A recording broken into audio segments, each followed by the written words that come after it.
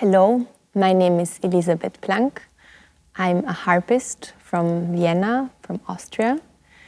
I started playing the harp when I was 7 years old. Not that kind of harp because it's very big, but with a small harp, maybe you could say something like the Irish harp. And then, of course, at some point I switched to this harp. I studied, and now my job is to play concerts all over the world, and this is also what brought me to Chile, to Talca. My other job, or another part of my job, is also to teach at the University for Music and Performing Arts in Vienna, which is one of the oldest and most important musical institutions in the world. And today I'm going to talk about this wonderful instrument. Specifically, this is called a concert harp, or also a double action movement harp. That's quite a mouthful. Why this specific name? Because this type of harp has 7 pedals, and each of these pedals can be moved twice. This is why the double action movement. Okay, before I come back to the pedals, I want to give you a rough idea of what's going on here, because this is much easier. So the harp, this type of harp, which is the biggest kind we have, has 47 strings. As you can see, there are different kind of materials used for strings. So these, until here, are so-called wire strings. So they are made out of a metal core and then spun around with some more metal, because these are the lowest strings. So the lowest are the longest. And then from here on, we use gut strings. And sometimes for the higher strings, we can also use nylon strings, because they keep longer. They don't break that often compared to gut strings.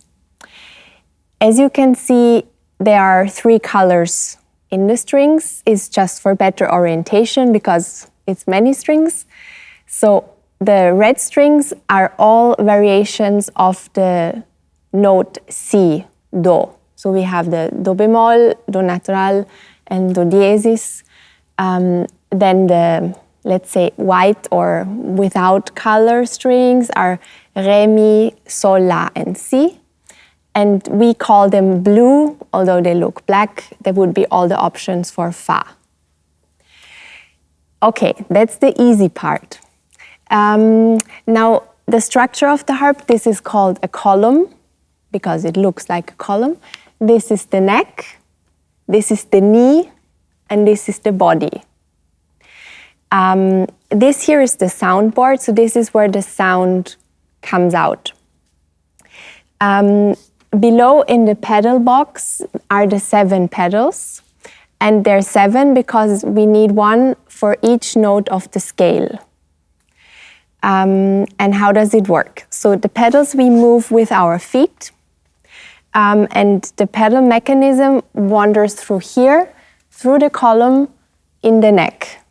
Because you can see here there are like small discs with pins, and these parts can move, and we need to move them with our feet. I'm going to show you. So if you want to watch one of the red strings now, as you can see now, the string goes from here to here without being touched by this mechanism. So now is the longest version of the string that we have. Now it's a Do bemol, and all red strings are now in Do bemol. Now I can put the pedal 1 position higher. Now it goes from bemol to natural. So you saw here, now it moved. Now the string goes from here to here, so a semitone higher. And I can do this once more, now from Do natural to diesis. Now it's also squeezed here, so now it's the shortest version of the string. And so maybe some of you know something about how the piano works. we have the black keys, and the black key that is for do diesis is the same black key that you would use for re bemol. So one key for two options. But on the harp, we play the do diesis on a do string and the re bemol on a re string. So we can play one note on two strings, which is a specialty of the harp.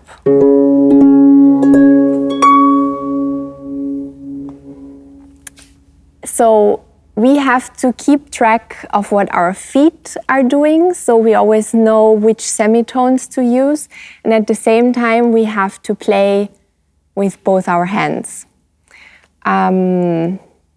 Something curious, we only use 4 fingers of each hand because the 5th finger is too weak because the harp has a very high tension. The tension that is on the column of the harp is 1 ton of tension. So as you can imagine, you need a lot of strength to play this harp. I think it was enough talking, so now I'm going to play something for you. Just a short excerpt of a piece that is very typical for the 19th century harp literature. And it's based on the opera Il Barbiere di Sevilla by Giacomo Rossini. And this type of genre, to make fantasies on operas or famous melodies on the time, is something very often used in harp repertoire. And of course, you need to remember that at that time there was no option to record music. So if people liked something, they wrote a variation or a fantasy so they can hear it again, because you cannot have the opera in your living room. But maybe you have a harp or a piano, and then you can just play the melody yourself and enjoy it. And this is based on the trio Zitti Zitti, where, if you know how the opera goes, Figaro and the Count are in the middle of the night trying to steal Rosina out of the house of Dr. Bartolo.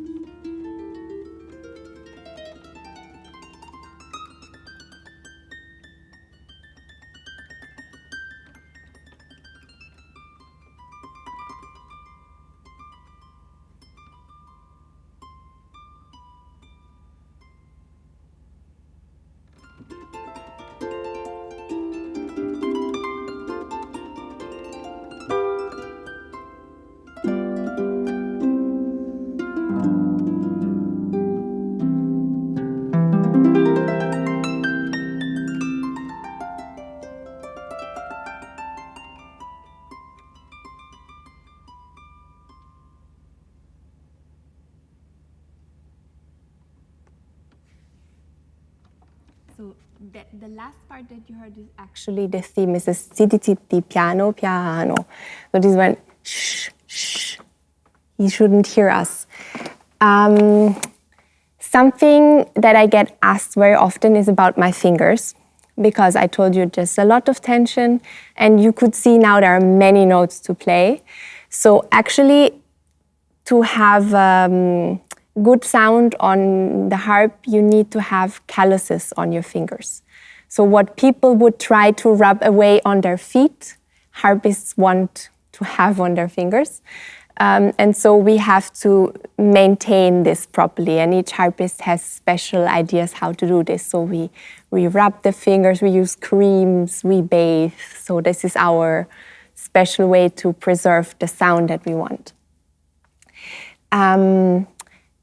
You just heard something that is very typical for harp, very classical music piece, but the harp also is very prominent in other styles. So you can do a lot of contemporary music with harp. We have very cool effects.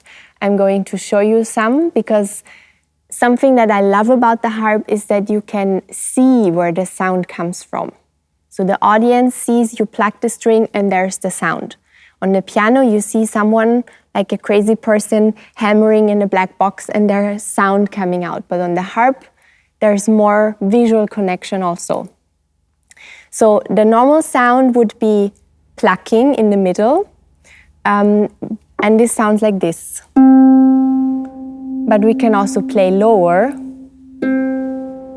and immediately we have a different sound. Then, because these are wire strings and they have a different surface, we can do some tricks with them as well. So I can use my nails.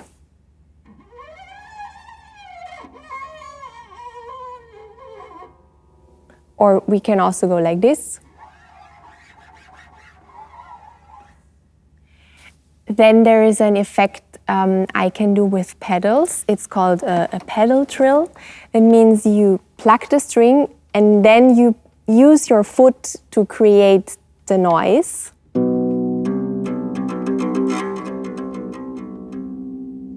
So you could see the sound came from here basically. And then we have lots of percussive sounds. We can play here. Sounds like birds. We can do basically everything on this instrument.